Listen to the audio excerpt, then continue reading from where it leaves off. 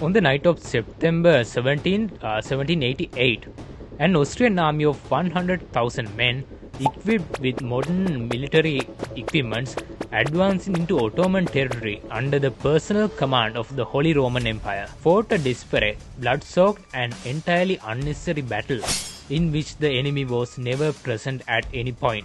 By morning, the army had taken severe casualties. The camp was abandoned.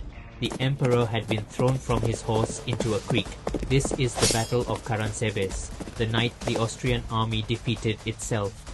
In 1788, the Habsburg Empire was at war with the Ottoman Empire. The conflict was part of a larger regional struggle. Catherine the Great of Russia had gone to war with the Sultan over influence in the Black Sea, and Emperor Joseph II of Austria had committed to support her. The plan was simple: a coordinated push into Ottoman territory, with Austrian forces moving down through the Banat region of modern-day Romania, while Russian forces pressed from the east.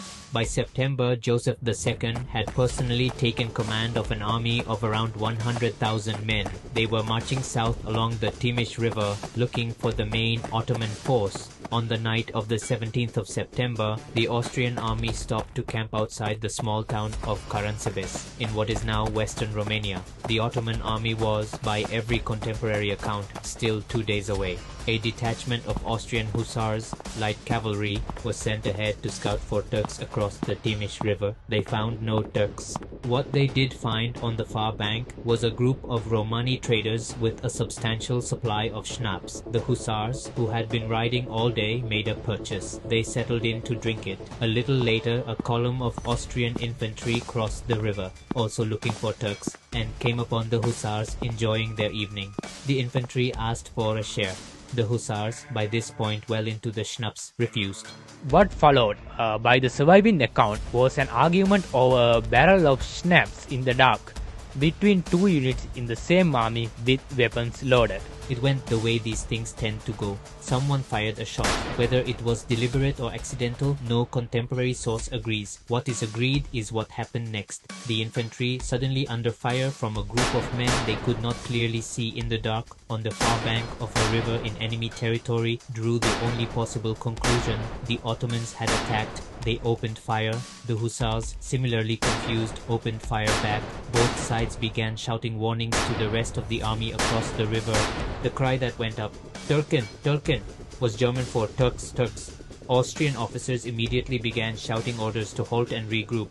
The order in German was "Halt, halt."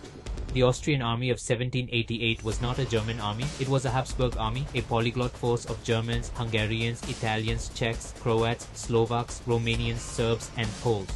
Many of them did not speak German. To the non-German speaking soldiers in the dark, the shouted command "Halt, halt" sounded very much like "Allah, Allah." The rest of the army, sleeping or half awake in the main camp on the near bank, heard gunfire, shouting in what sounded like Turkish, and the cries of officers in a language half of them did not understand. They reached for their weapons. By every surviving account, the next hour was something close to total chaos. Units began firing at units. Cavalry broke formation and rode into infantry lines. An artillery officer, convinced the army was under genuine attack and trying to defend the position, ordered the cannons opened up on the perimeter. In the dark, the Austrian artillery was fired at the same camp that night. Panic became a stampede. Men broke and ran for the rear. Wagons overturned, horses bolted. Emperor Joseph II, attempting to ride forward and restore order, was knocked off his horse in the confusion and thrown into a stream. Aides had to fish him out. By morning, the camp at Karansebes had been abandoned. Equipment, baggage, and dead men had been left behind. The army had fled north in disorder. The Ottoman army arrived at Karansebes 2 days later. They found a deserted Austrian camp, the unburied dead, and a great deal of intact military equipment. Casualty estimates for the Battle of Karansebes range, depending on which historian you trust, from around 150 dead to as many as 10,000.